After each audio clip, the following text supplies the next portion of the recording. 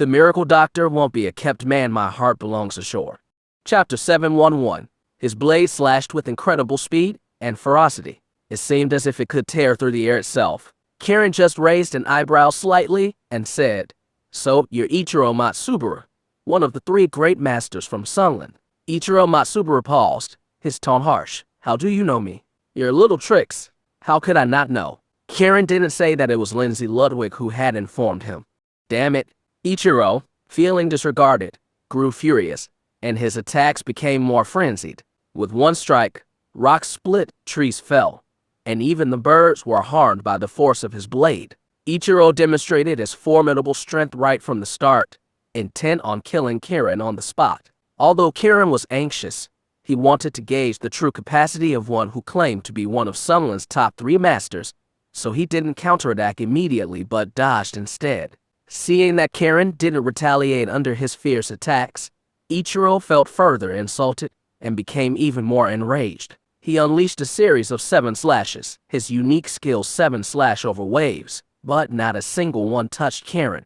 Ichiro felt very insulted. He halted his blade and stared at Kiran. "Are you really just a 20-something young man?" Kiran stood with his hands behind his back. "Do you doubt it?" Ichiro's eyebrows twitched twice, and he shouted angrily, "Take another one of my strikes." As he spoke, he gathered strength rapidly, his clothes fluttering with the force, and his blade turned as cold as ice, chilling the air in all directions, causing even insects to fall dead to the ground. Life and death together. Ichiro roared as he descended like a meteor towards Kiran. Kiran remained standing, hands still behind his back. Ichiro's face twisted in humiliation, and the speed of his blade increased. Clang! The blade made a crisp sound. Ichiro saw that Kiran had raised his palm and released his internal force to stop his blade in midair. Stunned, Ichiro stared in disbelief. Clang! Ichiro's blade suddenly fractured into pieces that fell to the ground in a burst of white light. Not able to stop in midair, Ichiro also crashed to the ground. Thud! His hand, still gripping the blade, plunged into the soil. "Get out!" Kiran yelled as he stepped forward, grabbed Ichiro's inverted leg like pulling a radish, and threw him into the distance. Thud, thud, thud. Sounds of breaking trees and Ichiro's screams echoed through the forest. Kiran didn't care about Ichiro's fate. He turned and ran towards the interior of Dragon's Mouth. He was desperate to find Xander. Releasing his senses, he quickly located her in the eastern part of Dragon's Mouth. About half an hour later, he heard Snow's crying voice. "Wifey!" Kiran shouted as he rushed over. "Kiran!" Snow responded loudly. As Kiran approached Snow, he saw her holding Lilian Yanes, sitting on the ground crying. Lilian's face was pale, unconscious, with blood at the corner of her mouth. "That woman took the Goosaurus," Snow sobbed. "Damn it," Kiran thought. Ichiro Matsubara caused his delay. He quickly checked Lilian and found no severe injuries, just that the Goosaurus was taken. Lilian soon woke up, looking at the anxious Kiran with a faint warmth in her heart. "I'm okay. Just the Goosaurus is gone." "The opponent is very powerful," Kiran said, frustrated that he couldn't even scratch the mysterious woman. Lilian nodded. "Very powerful." Cough, cough. "Don't talk." Kiran pressed on her back, channeling a stream of internal force. Lilian calmed a bit and continued. "But she didn't want to kill me, just wanted the Goosaurus." "I don't understand." Kiran was slightly astonished but nodded immediately. "We'll talk when we get back." As Lilian tried to stand up, Kiran lifted her in his arms. Unexpectedly held by Kiran, she felt an indescribable sensation. Kiran also turned to Snow. "Snow, get on. I'll carry you." I'm okay. I can walk." Snow began to refuse but swallowed her words upon seeing Kiran's domineering look. She reluctantly wrapped her arms around him and leaned on his back. Kiran, carrying Lilian, and with Snow on his back, descended the mountain. His face was full of worry. The strength of their adversary was infuriating. Moreover, she controlled their fates, but they lacked the power to retaliate. Lilian didn't speak either, but her irritation and concern were evident. After the 3 left, 2 women appeared at the site they had just vacated. One was the woman who had taken the Goosaurus, the other a beautiful middle-aged woman. Though middle-aged, she was stunningly beautiful. The middle-aged woman looked at the woman who had taken the Goosaurus. "Do you think they'll come together to solve the Goosaurus control?" That's a question for Kiran. How should I know? The goo thief replied. Right? Can Snow now be with Kiran? The middle-aged woman asked. I've given her medicine. If normal, she can be with him without triggering the brain zombie goo love spell in his body. Hopefully, it doesn't act up. The middle-aged woman's tone was hopeful. Are you anxious to hold your grandson? Fifi. Of course, our York family is eager to have descendants. Don't forget your promise to me. Don't worry. I will certainly let Kiran accept both your disciple Serena and your niece Aurora. I'm not so sure, Fifi said. Unless Kiran sleeps with Lilian and Yvonne Quinn, allowing him to start accepting other women, then maybe he can truly be together with them. The middle-aged woman said. You, as a mother, back then lacked confidence in your own son, insisting on planting a love spell, leaving so many hidden dangers. Talking about it now is useless. Just wait and see if Kiran will sleep with them. The woman responded. I hope he isn't like his father, who loved only one woman. Otherwise, these women are doomed, Fifi said. The middle-aged woman fell silent. If Lilian and Serena had seen this, they would have been shocked. The two women were none other than Xander Yanes and Fiona Sinfield. Not only were they alive, but they were also well. Unaware of this, Kiran, carrying Lilian and Snow, hurried back to Neptune's Cove karaoke. After setting Lilian down and ensuring she was all right, he took Snow to the adjacent room. Even after a bath, Snow was still in shock, trembling as she lay in bed. Kiran wanted to hold her to help her relax. Suddenly, Snow threw herself into his arms, and Kiran felt a flame ignite in his heart. Chapter 7:12. Although it wasn't the first time Kiran York had shared a bed with Snow, he could feel that the flame was different, uniquely intense and new to him. His gaze fell upon Snow's beautiful oval face, and she seemed like a fairy descending from the heavens, elegant and captivating. Kiran felt his heart melting away. Snow, as if under a spell, couldn't stop touching him. Her soft, fair hand moved over his body, teasing his nerves and throwing his heart into chaos. The wave of passion within him grew higher and higher until he felt almost lost in it. Entwined with Snow, holding her close, they had forgotten that they were in Neptune's Cove karaoke, right next to Lilian Yanes' room, and he had even forgotten about the love spell inside him. Finally, in that room, sounds unlike any other came from their room. These sounds caused Lilian Yanes and Yvonne Quinn immense heartache, as if pricked by needles. Kiran's heart also ached, but desire soon overtook the feeling. Although Lilian was weak and close to passing out, she could sense Kiran because of their bond, and the sensation she felt made her look towards Kiran's room with a mix of nervousness and fear. Did he not fear death? She watched, stunned, feeling Kiran's emotions. Embarrassment, annoyance, frustration, complex feelings of powerlessness filled her. Yet, she couldn't bring herself to interrupt, bearing the discomfort silently. On the other side, Fiona Sinfield told Xander Yanes, your son is now with Snow Xander. That's great. I hope they conceive a child this time. Zara responded with hope. We only have 3 chances. If she doesn't get pregnant within these tries, it's not my fault, Fiona reminded her. Is the goo poison only able to control the love spell 3 times? Zara asked, a touch disappointed. Just 3 times. The rest depends on whether Kiran sleeps with Lilian Yanes and Yvonne Quinn, Fiona explained. How would that happen? Zara blushed at the thought of the 3 of them together. I don't know about that, Fiona replied, her voice betraying a hint of shyness too. Zara looked almost prayerful, wishing for her son and Snow Xander to succeed in conceiving a child this time. When Kiran realized he wasn't in danger despite being with Snow, he relaxed. He wanted to continue, but Snow pleaded for mercy. It was her first time. Deeply in love with Snow, Kiran naturally didn't want her to suffer and held her close. Having bonded and seeing each other safe brought them great joy and relief. Thank goodness we didn't resort to artificial methods, or I would have missed out, Snow said, her face flushed. You miss out? I would have missed out even more. Kiran joked. Stop it. Snow, feeling shy, pretended to hit Kiran, who simply smiled, not dodging, allowing her to vent her coy anger. Husband, do you think I might be pregnant? Snow asked, full of hope. I don't know, Kiran said thoughtfully. It was my first time. I don't know about you, Snow said with a touch of resentment. I gave you all of my savings of the past 20-something years, Kiran teased. Annoying. Snow blushed and covered Kiran's mouth to stop him from talking nonsense. Kiran held Snow tightly, and between them, There was a deep sense of love and ease. Finally, they fell asleep together. The night passed without incident.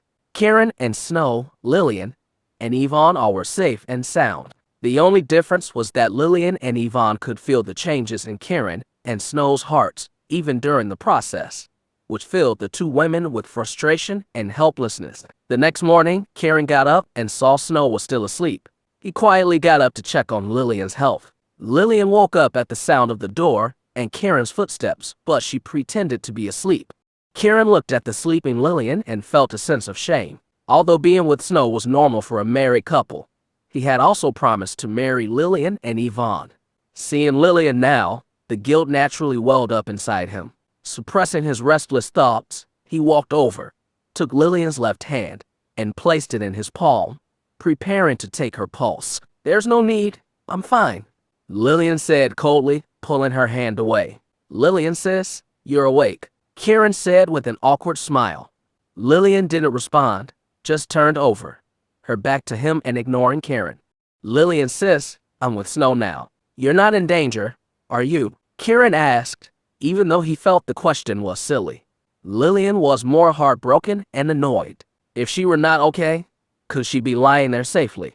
Such a stupid question.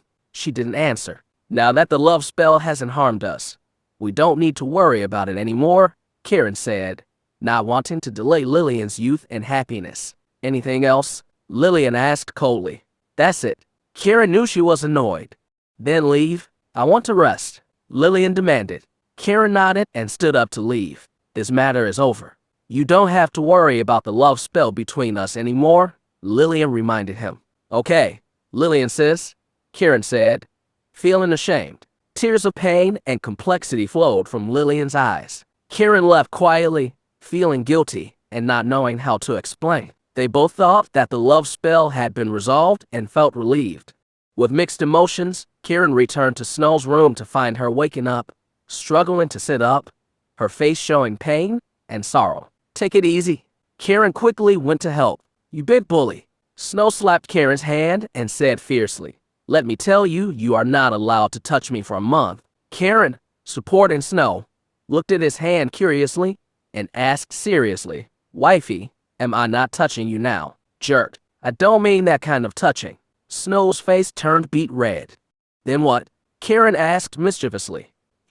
Snow was on the verge of tears. Kiran had pinned her down on the bed again. Chapter 7:13. "Husband, do you want to collect my corpse?" Snow Xander's pretty face turned slightly red, and she looked up at him with pitiful eyes. Kiran York couldn't help but laugh at Snow's cute appearance. "How could I possibly want that?" "Then why do you keep coming?" Snow's eyes were like shimmering pools. "So you're allowing me to touch you now?" Kiran teased. "Allowing is fine, right?"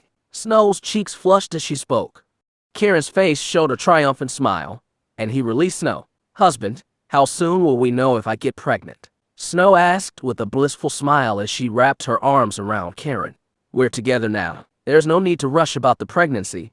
We have plenty of opportunities," Kiran comforted her. "Yes, that's true." Snow nodded in relief, but then her cheeks flushed with embarrassment as she pinched Kiran under the arm, saying annoyedly, "You rascal, you don't know how to be gentle with women. Wasn't it because you tempted me for too long?" Kiran replied. "What do you mean? Is it my fault now?" Snow asked indignantly. "Of course, it's your fault. You better explain yourself clearly," Snow said, her lips parting as if ready to devour Kiran. "If you really looked like a female ghost, I wouldn't have continued. To bring this up now, I'll bite you." Snow opened her mouth and bit toward Kiran playfully. Kiran dodged with a laugh, his face full of happiness. "We should go home and tell Grandpa and Mom and Dad. Let's wait a few days. If I'm really pregnant by then, it'll be great to tell them." Snow's face turned red again. She actually wanted to say, "Are we going back today just to tell them we've slept together?" Even if it's a happy occasion, it's still embarrassing. Kiran shrugged. "All right, I'll listen to my wife." Snow's face beamed with happiness. She lifted her snow-white arms and hooked them around Kiran's neck. "Is Sister Lilian angry? What do you think?" Kiran didn't mention Lilian's anger. "They should be able to feel that we're together." Snow's face showed a touch of shyness. "We're husband and wife. Why shouldn't we be together?" Kiran hugged Snow tightly. "Don't overthink. Snow nodded. I'll listen to you. She curled up in Kiran's arms, her face full of happiness, hoping she would have a child, and it would be even better if it was a son. Kiran turned on his phone, and it started ringing immediately upon startup. It was a call from the healing elder. Kiran answered. Young master, Aurora Sinfield has awakened. What's the situation? Kiran asked, his voice full of concern. She's fine, just asking about her parents. The healing elder worriedly said. I'll come over and explain to her. Kiran hung up. Kiran gently patted Snow's soft body. You rest here. Don't go anywhere today. Where are you going? Snow was reluctant to let Kiran leave. Aurora has woken up and is looking for her parents. I need to clarify things. Then go quickly. Snow knew it was important and let Kiran go. How are you going to explain? Honestly, Kiran said as he dressed. Be careful with your emotions, Snow advised with concern. Kiran nodded and left. He drove to the Bayville Hotel and went to Aurora's room. The girl sat on the bed, looking a bit sad and anxious. It had been more than 10 days since her coma, and based on what she was told, if her father didn't wake up within 7 days, he would die. So she was understandably unsettled, thinking that he had died. Aurora's eyes brightened as Kiran entered. She rushed to him as if he was her anchor. Are my parents? She couldn't finish her sentence and started to cry uncontrollably. They should be alive. Kiran held her gently. Should be. What does that mean? Aurora looked up at Kiran with teary eyes. Kiran didn't hide anything, telling her the whole story from her coma, his trip to Falk City, and his return to Bayville. Aurora listened as if it was a legendary tale, her face showing a mix of complexity, tension, and unease. Are you deceiving me? Aurora asked in the end. Silly girl, what zoo would there be in deceiving you? Now that we've lost our goose source, our lives are in someone else's hands. Would I not be in danger myself if I were lying? Kiran spoke softly. Aurora nodded silently. Now we can come to a conclusion, Kiran said thoughtfully. What conclusion? Aurora asked eagerly. The other party doesn't want to kill us, Kiran mused with a frown. Why? If they wanted to kill us, they could destroy the goose source, and we would have been dead by now. Aurora pondered this and nodded. Then would they want to kill my parents? As I said, they wanted to take your parents and you. If they wanted to destroy the goose source and kill us, wouldn't it be simpler to just kill us? Aurora finally understood and nodded. Then that's good. They mustn't. She couldn't finish her sentence as tears began to flow, still worried about her parents.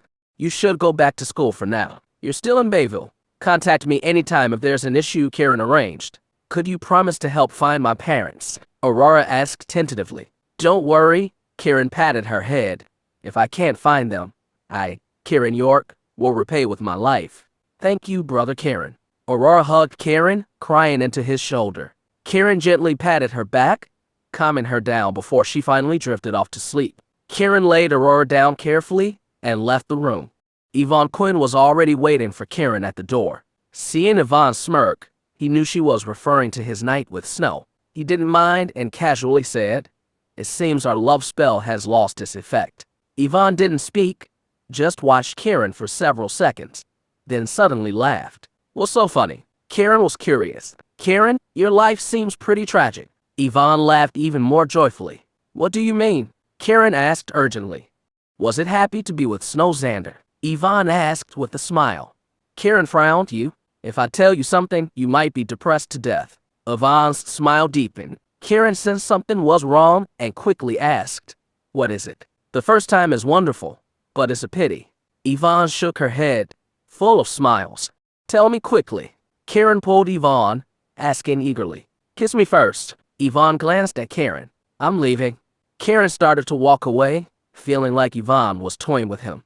Don't come to me when you're in danger, Yvonne called out after him. Chapter 7:14. Kiran York halted in his tracks, turning to look at Yvonne Quinn. Yvonne's lips curled into a charming smile, looking at Kiran with the teasing certainty as if she had him completely figured out. Taking a deep breath to calm himself, Kiran tested his body's reactions. Everything seemed normal, no issues. He couldn't help but raise an eyebrow at Yvonne. What's going on? Yvonne didn't respond verbally but puckered her beautiful red lips slightly. Her fair face contrasted strikingly with her alluring lips, indeed tempting one to embrace and kiss her impulsively. Kiran approached, placing a hand on Yvonne's shoulder, speaking seriously. I'm with Snow now. Weren't you going to marry me and Lilian? Yvonne interrupted, her eyes twinkling with amusement, indicating she didn't care about his statement. Kiran said earnestly, at that time, I thought the love spell couldn't be undone, so I made that promise for the future of us three. And now, Yvonne inquired, now that it can be undone, why should I delay your happiness? Kiran questioned. Yvonne smiled at Kiran. Do you think it's been undone?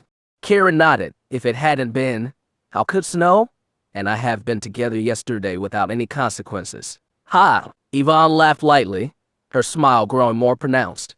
What if I told you it's even worse now? What do you mean? Do you enjoy being with women in bed? She asked Kiran, who blushed but still nodded. What if I told you you only have 2 more chances to be with other women? How would you feel? 2 more times. Kiran's hand on Yvonne's shoulder trembled slightly. Your goo poison is temporarily controlled by another goo, allowing you to be with a woman 3 times. What? Kiran exclaimed. Yvonne nodded vigorously. It's true. Looking into Yvonne's smiling eyes, Kiran's face was a complex mix of emotions. Indeed, his situation could be described as pitiful. Think about the wonderful moments with a woman. So delightful, yet now you only have 2 chances left. Isn't it frustrating? Yvonne's face bore a triumphant smile as she watched Kiran. Is it really true? Kiran's hand involuntarily tightened on Yvonne's shoulder. Yvonne's face showed a flash of pain, but she quickly regained her smile. Do you think I would lie to you? Kiran fell silent, realizing she wouldn't deceive him. Kiran, I suspect the person who stole the goo source isn't our enemy, but rather someone eager to see the York family have descendants soon. Yvonne shared her deduction. Kiran calmed down. How do you know? Yvonne explained. First, they are stronger than us. Second, they don't want to kill you. Third, they deliberately facilitated your union with Snow. Kiran looked at Yvonne, his mind becoming clear again. The person can use goo, even stronger than me, perhaps not weaker than goo mistress, and can even handle you. It's truly baffling, Yvonne mused with a thoughtful expression. In that case, are Aurora Sinfield's parents safe? Kiran thought of the woman in black and her claim that the goo source was safer in her hands, which seemed to be the case. You can monitor through Aurora. If I were them, I might return the goo source to Sawyer Sinfield's body, as is the most suitable choice, Yvonne suggested.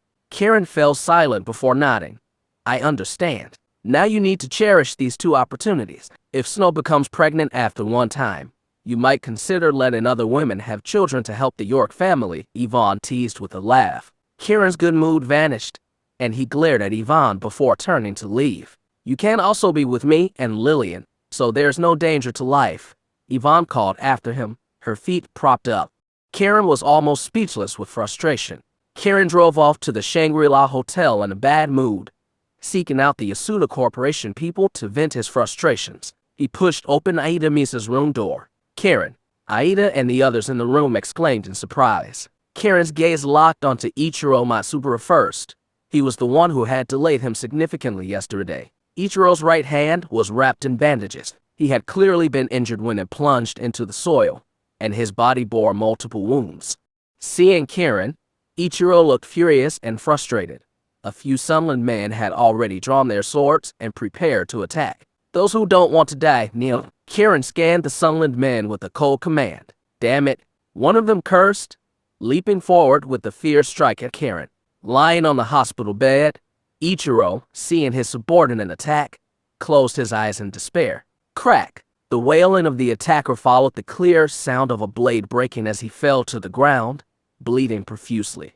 The other samurai were stunned, staring at Kiran like they were dreaming. Kiran, just kill me. Ichiro, lying on the bed, shouted despairingly. Kneel. Kiran bellowed again. Thud, thud. A succession of kneeling sounds followed as the samurai all fell to their knees.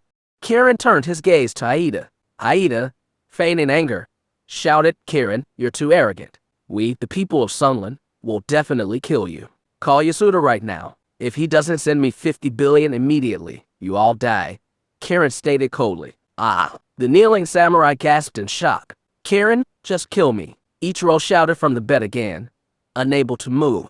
Aida was already making a video call to Yasuda. Yasuda picked up the call and, seeing Aida's pale face, asked curiously, what happened? Kiran, Kiran wants us to give him 50 billion. Damn it. He's dreaming. Yasuda cursed loudly. Tell Ichiro to kill Kiran. Ichiro, he. Aida stammered. What's wrong with him? Yasuda asked angrily. Kiran, just kill me. Ichiro begged, his voice pleading. On the other end, Yasuda was stunned. Ichiro, you? Yasuda, sir, I've become a cripple. Ichiro's voice was full of frustration and helplessness. A cripple.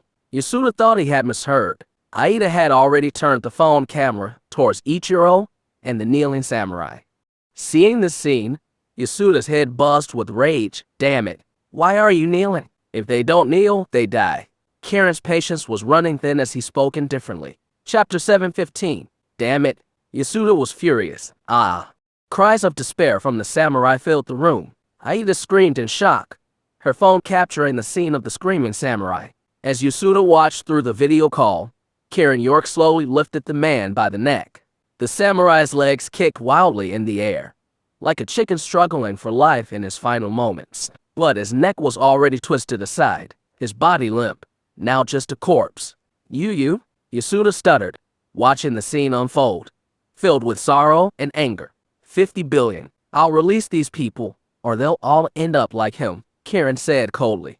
Yasuda, feeling safe on the other side of the phone and beyond the reach of danger, shouted back furiously. Dream on. I won't give you a penny. I want you to kill. Another samurai scream interrupted him, followed by another familiar scene of death. I don't want to die. Finally, one of the samurai couldn't take the pressure anymore and began to cry and beg Kiran for mercy. I don't want to die either. Another quickly joined in the plea. On the other end, Yasuda felt a chill in his heart. He hadn't expected his men to become lambs to the slaughter, and the fear shook him to the core. Kiran, just kill me. Ichiro Matsubara, witnessing the death of his men one by one, cried out in despair, struggling to get up but failing. Kiran, I'll make sure you die a miserable death, Yasuda cursed from the other end. If you don't pay now, their deaths are on you, Kiran said with a relaxed tone that belied the threat in his words. Dream on. I won't pay. If you have the guts, kill them all, Yasuda said heartlessly. Ichiro's eyes nearly burst with rage, and he looked towards Aida's phone. Yasuda, you promised to pay me 100 billion to kill Kiran York, and you haven't paid up. Are you going to let my men die for nothing? You're better off dead. With that, Yasuda hung up the phone. The call ended with a beep from Aida's phone. Aida was stunned, not expecting Yasuda to be so ruthless. Ichiro was like a deflated balloon, slumping onto the hospital bed, apologizing to the remaining samurai. I'm sorry. It's my fault you're going to die. The few samurai left trembled with fear, their faces pale as they looked at Kiran, still begging for mercy. It's Yasuda who's killing us, Aida said through gritted teeth. Yes, it's Yasuda who's killing us. The kneeling samurai shouted in unison. It's no use now. I can't avenge you. Ichiro lay in the bed, tears of humiliation and regret streaming down his face. Have you seen Yasuda's true nature now? Kiran looked at Ichiro and asked indifferently. I see it now. Ichiro replied with a cold, self-mocking laugh. It's just too late. I can't give you a chance to live. Do you want it? Kiran asked. What chance? Ichiro asked eagerly. I'll heal you, and you go back to kill Yasuda. I agree. Ichiro responded loudly. He quickly added, aren't you afraid I'll deceive you? As someone reputed to be one of the 3 great martial artists of Sunland, if you have no samurai spirit at all, your martial skills will never break through. You'd be nothing but trash. Kiran sneered dismissively, his indifference palpable. Ichiro's face turned an ugly shade, humiliated but still resolutely nodding. Rest assured, as long as I can live to return, I will definitely kill Yasuda. Kiran didn't say anything more, just went forward and took out acupuncture needles, beginning to treat Ichiro's injuries and setting his broken bones. After the treatment, Kiran looked at Ichiro. You will be healed in a week. I'll be healed and return to Sunland. I'll never step into Dragon's Land for the rest of my life, Ichiro promised solemnly. Kiran didn't respond but simply turned and left. He realized that this Ichiro was a martial arts fanatic, somewhat inexperienced in personal interactions. Otherwise, who wouldn't demand payment before committing murder? Kiran left, and Aida followed him out. The two arrived at Kiran's car. Aida looked at Kiran. What now? If I go back, I'll be disposed of too. I'm no longer relevant in Dragon's Land. What do you want? Kiran asked. Roman I want to follow you, Aida said, her face flushing. I don't need you right now, Kiran declined. Aida's face showed her anxiety, clearly worried about her own safety. Take care of Ichiro. Have him take you with him when he leaves, Kiran suggested. Could you put in a word for me? Aida pleaded tentatively. He won't kill you, Kiran assured her. Seeing Kiran was unwilling to help further, Aida could only nod reluctantly. All right. If anything happens, call me. Kiran handed her a phone number. Grasping the number like a lifeline, Aida thanked him profusely before exiting the car. Kiran drove off to find Frank Dean. Since his recovery, Frank Dean had been staying at the Goodwill Creek Traditional Medicine Shop, given that his mentor Lana Dean had saved his life there. Kiran arrived at the Traditional Medicine Shop. Seeing Kiran, Frank excitedly ran over. Young master, you look well recovered. Kiran noted Frank's healthy appearance with a smile. Not bad, Frank nodded in response. I'm setting up a hospital now. Start preparing to buy medical supplies right away. Once the hospital is built, it should be ready to operate immediately, Kiran instructed. Don't worry, young master. I've thoroughly mapped out the supply chain recently and guarantee we'll get good quality medicine at reasonable prices, Frank assured with a smile. Kiran nodded in satisfaction. There's another thing. Please tell, young master. The healing prince has been following me and performing well, Kiran said, looking at Frank for a reaction. Frank understood Kiran was letting him decide. Young master, I hold no grudge against the healing prince. He did nothing wrong. The real culprits who killed my master are Quentin Young and others. It's good that you see it clearly, Kiran nodded. Thank you, young master. The healing prince is staying at Bayville Hotel. You should interact more in the coming days and advance your medical skills. You will be the main force once the hospital opens in a week, Kiran continued. Rest assured, young master. Frank was visibly excited. Kiran then arranged the list of medical supplies to be purchased and their quantities before driving away. Filled with anticipation, Frank believed that utilizing the School of Medicine techniques to save lives fulfilled his master's wishes. As for revenge, he trusted Kiran. Kiran drove off to meet Serena Zimmerman. Chapter 716. Serena Zimmerman was out handling some affairs when she received a call from Kiran York. They agreed to meet at the nearby Love Your Western Food restaurant. When Kiran arrived at the restaurant, he immediately spotted Serena sitting by the window. Today, she wore a purple mini dress with a V-neck, her pretty face lightly made up, looking stunning and slightly flushed like she was on a date. The steam from her coffee obscured her face, adding a mysterious allure. Anyone looking at Serena sitting there would think her the epitome of innocence. However, Kiran knew better. This woman was fiery at heart. Indeed, as soon as she saw Kiran, she stood up and threw her arms up to hug him. She was already beautiful, attracting countless gazes. Her curves were accentuated as she stood and opened her arms, displaying endless charm and allure. Feeling it difficult to refuse, Kiran opened his arms and embraced her. Serena playfully pressed herself against him, instantly making Kiran feel an indescribable pressure. He reluctantly let go and suggested, "Let's sit down and talk." "Aren't you moved at all?" Serena asked with a laugh. "Not really, cut it out. After you slept with Snow, you're not moved by me." Serena pouted, showing her dissatisfaction. Kiran was internally helpless. His wife really doesn't keep secrets from her best friend. You're brutal, you know, to torment her like that on your first time. Weren't you afraid of killing her? It might have killed her. Kiran joked.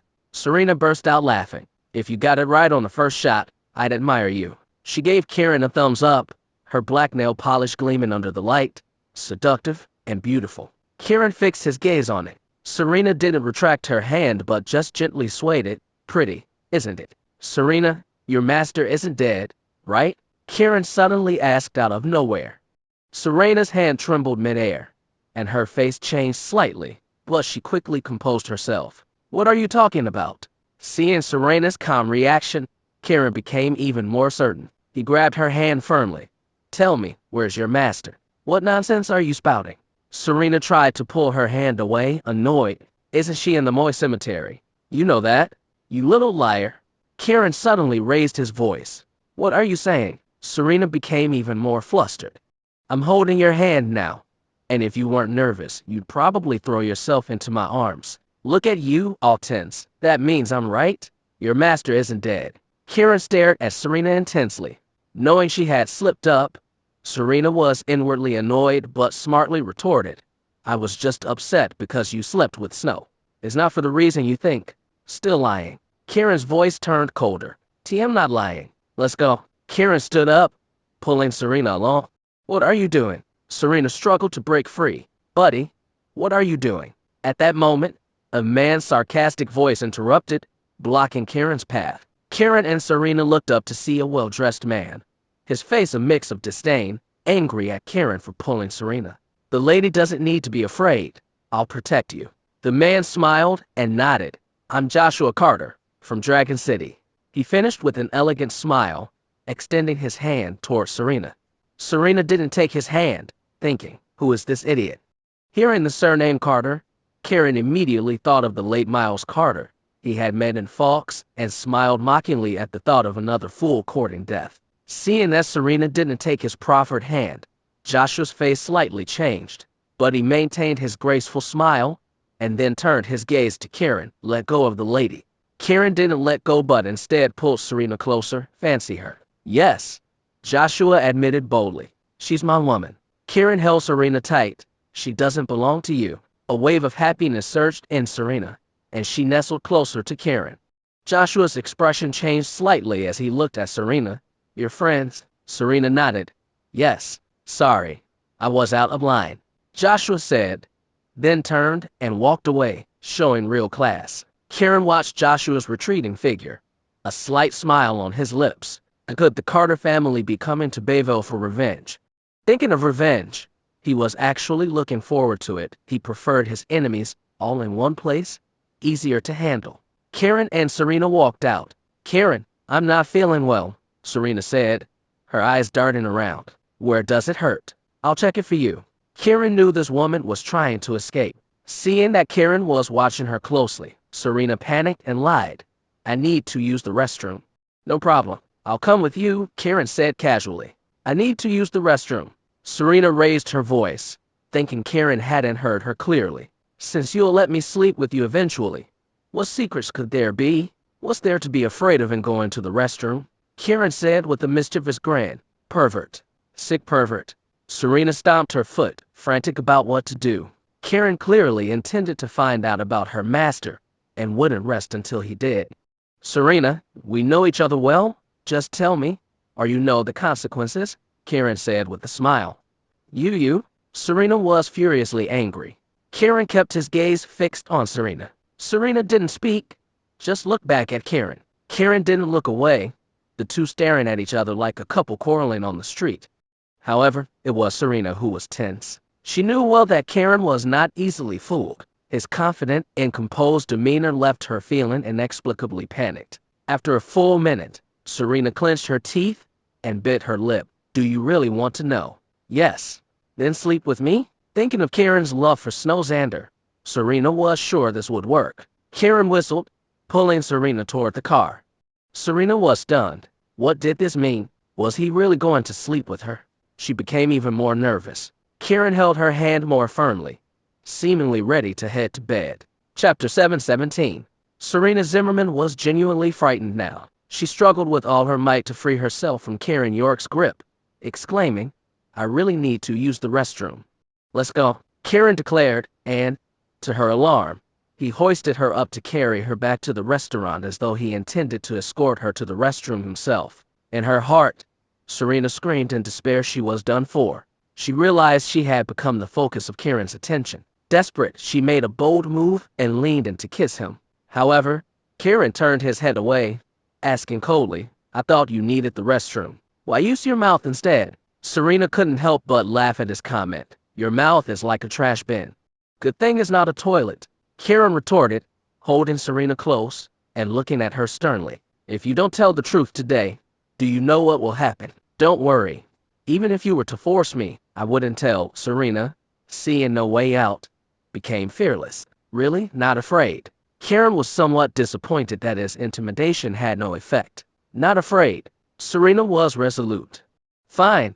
As long as you know she's not dead, that's good enough. Knowing he wouldn't get any more out of her, Kiran set Serena down and decided not to pursue the matter further. Serena finally breathed a sigh of relief. Although she was still annoyed with Kiran, she teasingly swayed her curvy body and asked, "Not going to bed then?" "Hell no." Kiran thought about Yvonne Quinn's warning that they could only sleep together 3 times, and he was frustrated by the remaining 2 chances. "Scaredy cat." Serena taunted him with newfound bravado. Kiran turned and started walking towards his car, preparing to leave. "Kiran, wait for me." Serena unexpectedly chased after him. "If you don't tell me, stay away from me, and be careful because I might explode at any moment," Kiran warned irritably. "Stingy." Serena scoffed, dismissively taking the passenger seat in Kiran's car. Kiran didn't drive her away. Instead, he just drove off. "Kiran, it's not that I won't tell you," Serena broke the silence, unable to hold back. "What is it then?" "I just can't say." Serena's expression was sorrowful. "Suit yourself. As long as she's alive, that's all that matters." Kiran was surprisingly optimistic and expectant. "Do you want to break the love spell?" Serena asked. "Of course. Isn't this what many men dream of?" "Crazy? If I'm crazy, let's involve Xander. And how about the 4 of us?" Serena suggested, then sneakily glanced at Kiran's trousers. "Unless you're not up for it." Female hooligan. Kiran was nearly driven mad by her comments, exclaiming in exasperation, "La la la." Serena became even more cheerful, singing loudly, "I am a female hooligan." Kiran was utterly defeated and changed the subject to business matters. "How's the collaboration going with Lindsay Ludwig?" She suggested I buy some stocks in Bayville's public companies on the stock market. "Lindsay is worried that Yasuda Corporation might manipulate Bayville's economy and force us to leave. Right? Right?" Kiran mused. "Lindsay really has a sharp eye. But then again, if she didn't, she wouldn't have been interested in me. Yasuda is such a miser, not giving me a dime." Kiran grumbled about his earlier threats. "Don't we control Dragon's Mount now?" Serena pointed out. "However, now Lindsay has already sold it to Yasuda Corporation. If they use that against us in Bayville, we'll still have issues. It was originally the York family's. You shouldn't have given it back." "Enough of that. Just go invest now. Let me know if you're short on money, and I'll figure something out. I have over 100 billion here, not too little. Keep at least half of that in reserve in case Yasuda Corporation causes chaos in the stock market," Kiran advised. "That doesn't leave much then." Serena appeared troubled. "Just try it. You're giving me so much money. Aren't you afraid?" "What's there to fear? What if I run off with the money? I could live off it forever, support many men, and not have to look at your face," Serena teased. "Go on then." Kiran pulled over. "Get out. Go find your Prince Charming." "Hey, what do you mean? Can't you take a joke?" "I was just kidding," Serena protested. "Look, someone's coming for you." Kiran glanced toward the rearview mirror. Serena turned to look and saw a Maybach sports car following them, driven by Joshua Carter, the man who had tried to play the hero. "Aren't you jealous?" Serena asked haughtily. "Get 100 billion from him," Kiran suggested. "Oh my, are you telling me to trick him or sell myself?" Serena exclaimed. "Just don't sell yourself," Kiran emphasized. "You," Serena giggled, casting a coy glance at Kiran. "Do you have feelings for me?" Kiran felt helpless. This woman was always so outrageous that he retorted, "I'm interested in your master." Jerk. Serena was annoyed by Kiran's teasing, punched him, opened the car door, and walked away with her graceful figure. Kiran drove off alone. As for how Serena and Joshua Carter would get along, he didn't care anymore. Serena wouldn't be at a disadvantage. The Carter family was wealthy, so let them bleed more. Kiran wasn't out to make money. It was time to start playing games with the Carter family.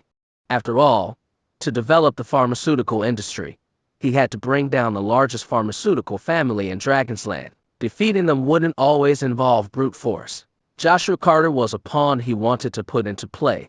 Kiran drove to the Quinn family. He had long neglected the 3 major families. With less than a month until the 20th anniversary of his family's annihilation, Kiran hadn't forgotten that the 3 major families needed to be destroyed.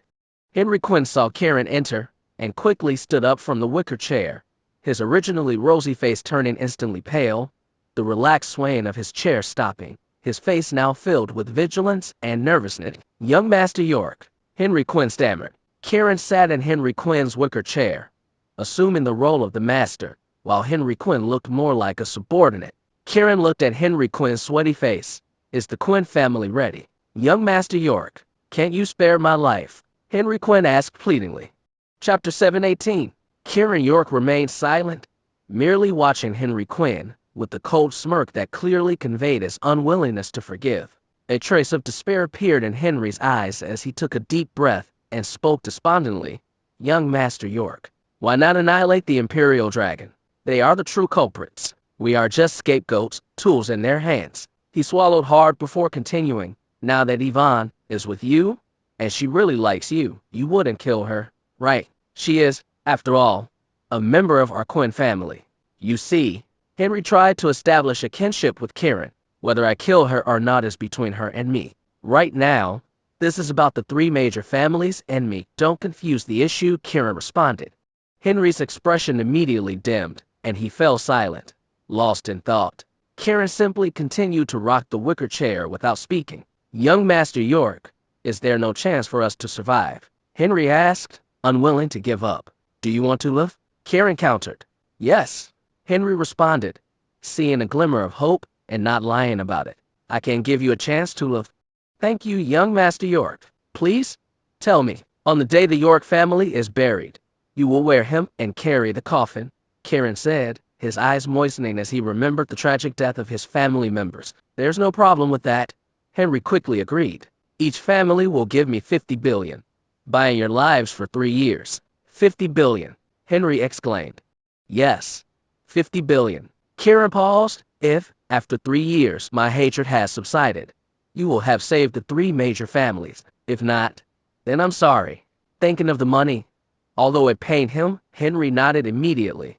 Thinking of survival, our Quinn family will definitely pay. Marsh and Ziegler families, you are responsible for notifying them. Get the money to me within a week, and you can save your lives. Kiran pressed down on the wicker chair, stood up, and walked away. Henry sighed in relief. Don't worry, young Master York. Kiran did not speak further and walked out.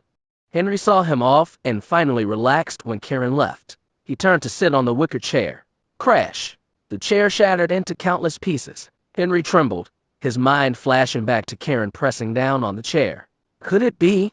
Thinking of Kiran annihilating Wolfgate and Panthergate, he quickly contacted the Marsh and Ziegler families. Kiran was indifferent to how Henry managed these contacts. His visit today was because Serena Zimmerman needed money for her investments, leading him to think of the three major families.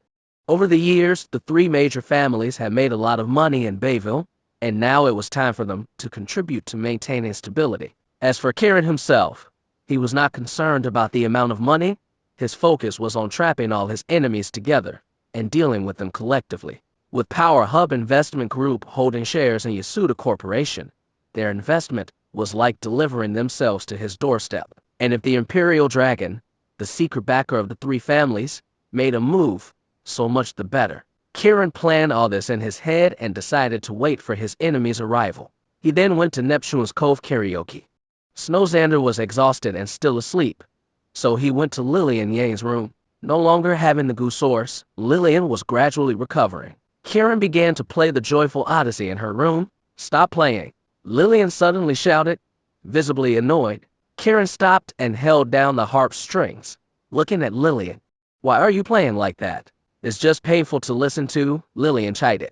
Sister Lilian, I suspect Fiona Sinfield isn't dead, Kiran said, revealing the source of his distress, which was why his playing was off. How do you know? Lilian was very curious and asked immediately.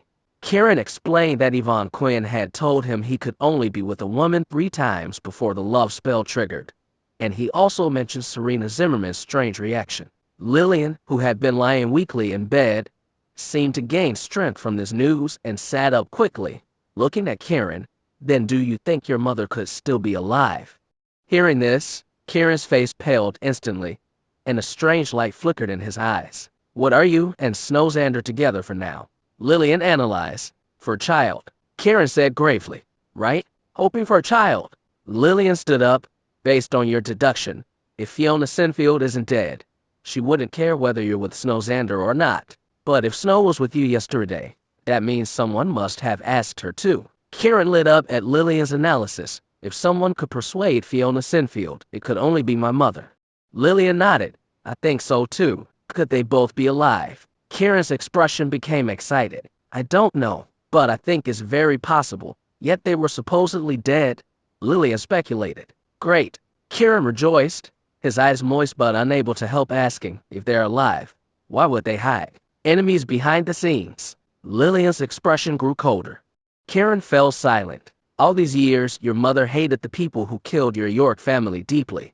She was filled with a strong desire for revenge, and yet she managed to control it. Think about what kind of motivation that would take.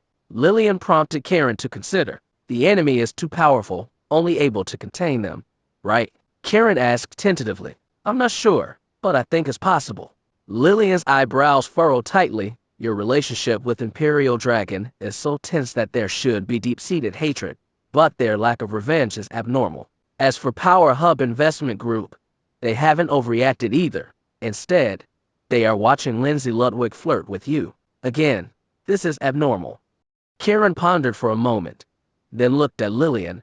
Can you take me to the headquarters of the Imperial Dragon? Don't even think about it. Lilian flatly refused. Why not? Kiran asked unwillingly. Do you think that place is filled with trash like the Wolf Gate, Panther Gate, and Lion Gate? Lilian glanced at Kiran disdainfully. Even if you really fought with me, you might not win. At the headquarters of the Imperial Dragon, there are countless masters. You'd be just a rookie there. You're underestimating me, aren't you? Kiran was slightly displeased. I said no.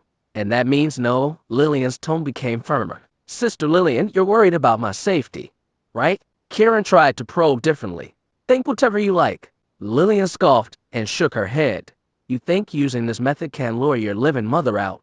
That's naive, couldn't it? Kiran, seeing his thoughts exposed, couldn't help asking. Impossible. Even if she is alive, she certainly thinks she can't see you. Lilian thought to herself. If I haven't seen her all these years, she certainly won't see Kiran. A mix of grief and sadness flashed through Kiran's eyes. You are still too weak, Lilian said with a sigh. Chapter 719. Although Lilian's words were simple, they felt like a knife stabbing into Kiran York's chest, painful and distressing. It was like a man feeling great after sex, only for the woman to push him away and say, You're no good. There was nothing more crushing or provoking than that. Lilian saw Kiran's frustration and anger but didn't care, continuing, You should focus on taking care of Snow now, solidly rebuild the York family, and protect Dragon's Mount. Perhaps doing these things will draw out the enemies, and you will gradually become stronger. Right now, you should hope Imperial Dragon will give up their grudge because you are protecting the Dragon Vein. Kiran's pride was deeply wounded again by Lilian's explanation, and he spoke with a hint of disgust. Even if they give up, I won't. Think what you want, Lilian replied, seemingly losing patience. She looked at the harp and added, You can't even master the 7th level of the Joyful Odyssey. What right do you have to speak so boldly here? You. Kiran was infuriated. Useless.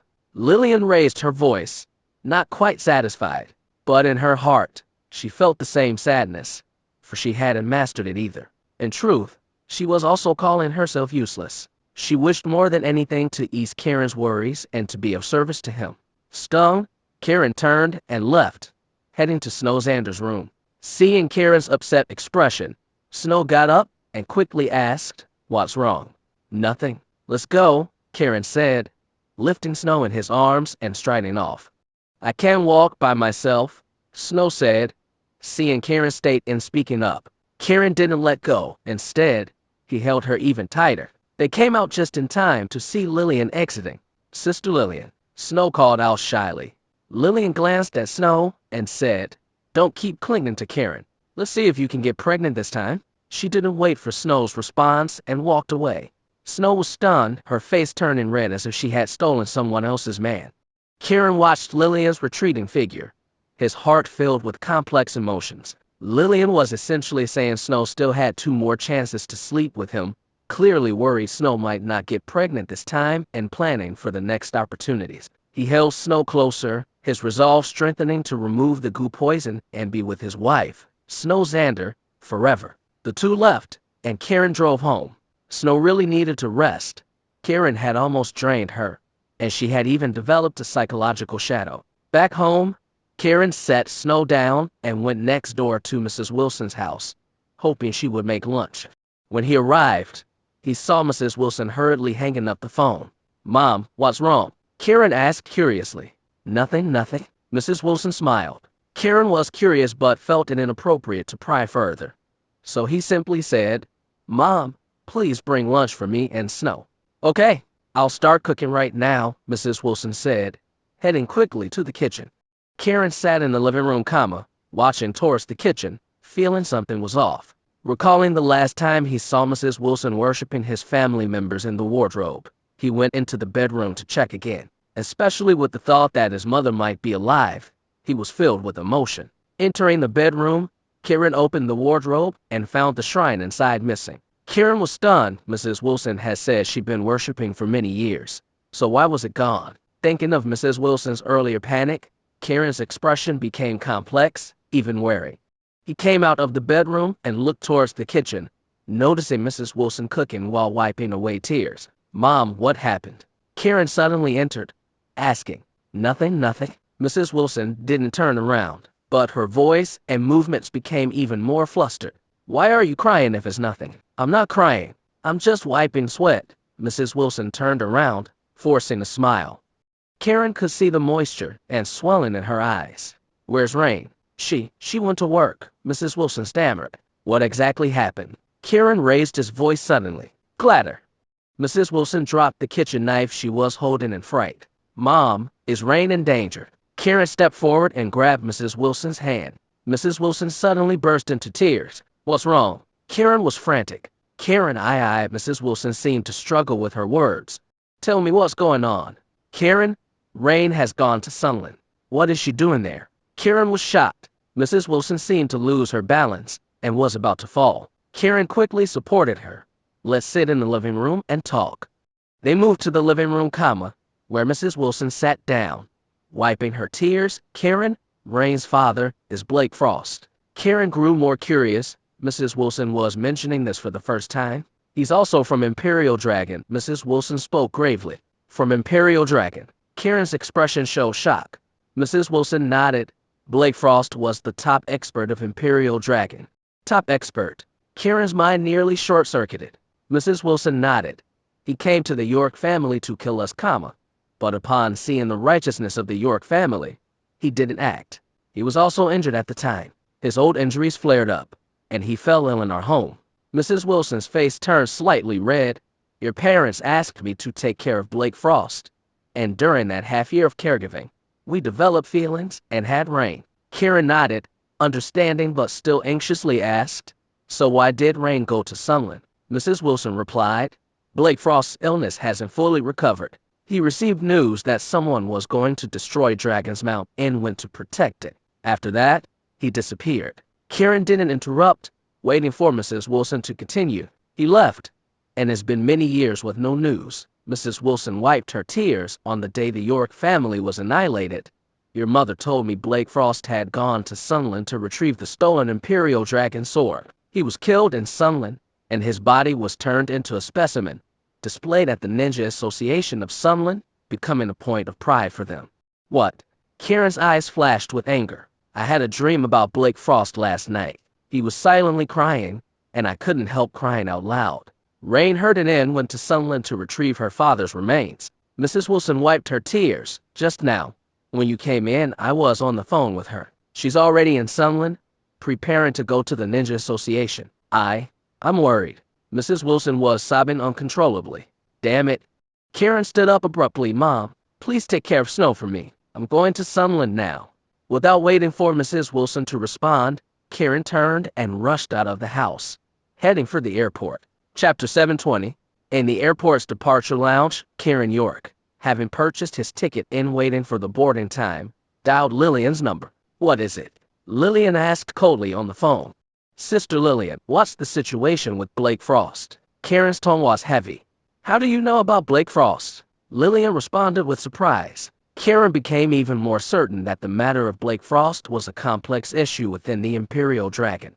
"Yes. Don't worry about it," Lilian suddenly said. This response was unexpected for Kiran, and his anger began to rise. "Blake Frost is Rain's father, Mrs. Wilson's husband." "I know.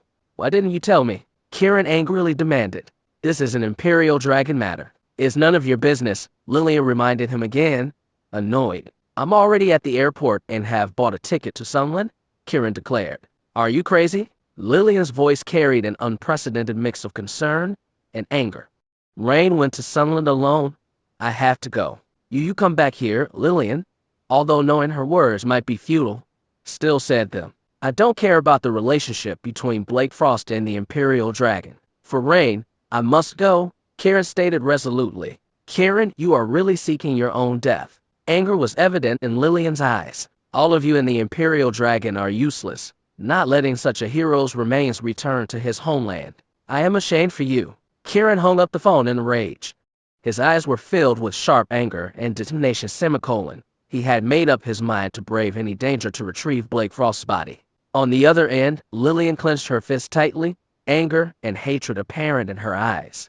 Imperial Dragon had once been glorious and a source of pride, but internal issues had also made it loathsome. Lilian didn't know the exact details of what happened back then, but she was clear that Blake Frost, as a member of the Imperial Dragon, was a true hero. He had bravely ventured into the Ninja Association of Sunland, killed 5 high-ranking ninjas, and died surrounded. His actions were praiseworthy. However, since then, the Imperial Dragon had not retrieved the Imperial Dragon Sword, a symbol of honor, and that was the ultimate disgrace. Lilian had always dreamed of retrieving it but never did. She had never imagined that Kiran would go. Lilian considered accompanying him several times but ultimately decided against it. Xander's safety in Bayville was more crucial. She couldn't afford to distract Kiran. In the end, Lilian called Lauren Jean. Lauren quickly answered. Sect Master, notify the disciples of Foxgate and Sunland to do everything they can to ensure Kiran's safety, Lilian commanded unequivocally. Yes. Notify them to start looking for Rain Frost now, Lilian reminded again. Understood. Lauren hung up the phone and set about implementing the orders. Lilian clenched her fist tighter, murmuring, Kiran, if you can bring Blake Frost's body back, I'll take you to the Imperial Dragon and settle this hatred. For Kiran's sake, she had decided to confront Imperial Dragon. Without the spirit of Imperial Dragon, Lilian felt no attachment to it. Unaware of her thoughts, Kiran was only concerned about Rain's safety.